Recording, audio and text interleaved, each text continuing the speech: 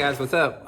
Welcome back here to today's edition of Advanced Bass Fishing, and really appreciate you guys swinging by the channel to check today's video out. And guys, today I'm going to show you what I consider the most important box in my boat, most important tackle box in my boat, the one that really, it probably plays more of a role in me catching fish than any other box that I have. And I want to show you what it is, show you guys how to organize it, and maybe you guys can set one up similar because I think it's really going to help you guys out. Also, guys, before we get started, on one quick thing I wanted to show you guys here before we get the good tip for this time of year, August and September. Guys, try this new Megabass, not new, it's been out for a couple years, but the Megabass sleeper craw. You guys have heard me talk about the sleeper craw, but one modification I want to show with you guys is this is the sleeper craw out of the box here. Take the sleeper craw and pull a pincher off of it. Just get rid of one of the pinchers. There has been a couple different studies that talk about how bass in an aquarium, they go for the crawdads with one pincher twice as much as they do with the two pinchers. I've used it with some pretty decent success. It seems like it makes a difference once in a while. So just try it, man. It's some oddball thing here, you know, just some type of a wounded crawdad makes the bass hit it. I'll link the Megabass sleeper craw link in my tackle warehouse description in this video. I'll link the bait in that description if you guys want to pick up a couple packs there. So quick little tip there.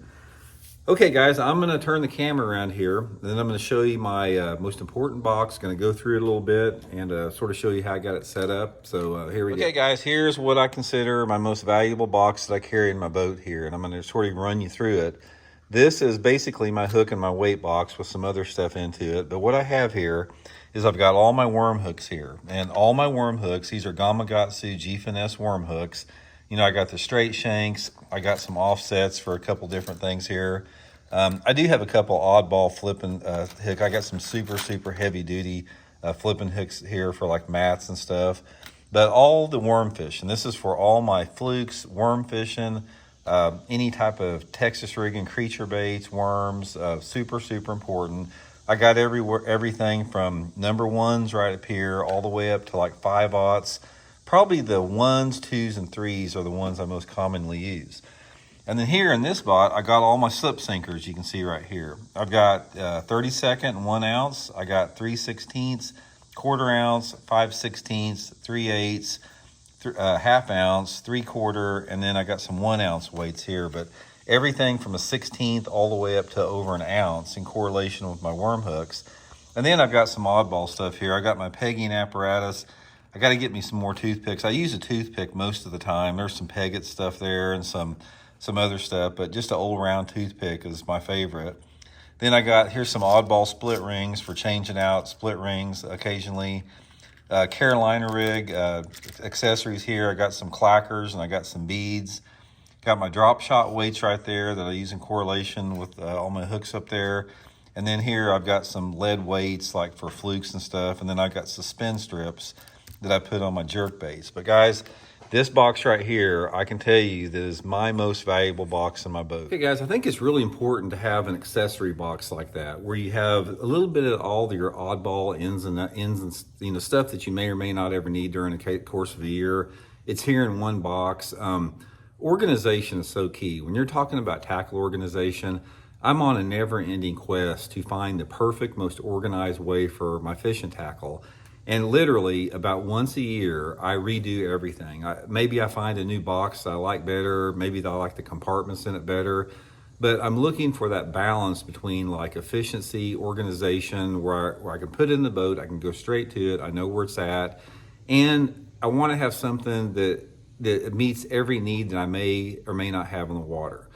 One of the things about it is in bass fishing is you can't carry everything with you, but you have to carry the things that will help you situationally. And you never know what you're going to expect. Like in this particular box here, I may be throwing a Texas rig worm or something like that, and then they're not biting it, and it's like, man, I need to try a Carolina rig. So I got my Carolina rig stuff in here. I got my Carolina rig baits, or just whatever that you may have. But try to put together a box, in one box, that basically can cover any situation that you may encounter.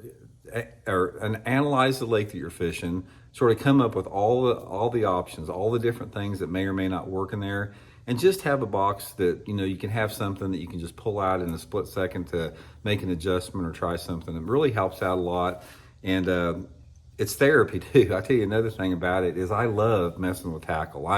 one of the things that is really therapeutic for me is like all my, some of the stuff you see behind here and on the wall here. I go through those boxes once a year because, throughout the course of fishing with them a year, they get mixed up. They get, I put stuff in one box that shouldn't be there. So I literally go through every box. I take every lure out.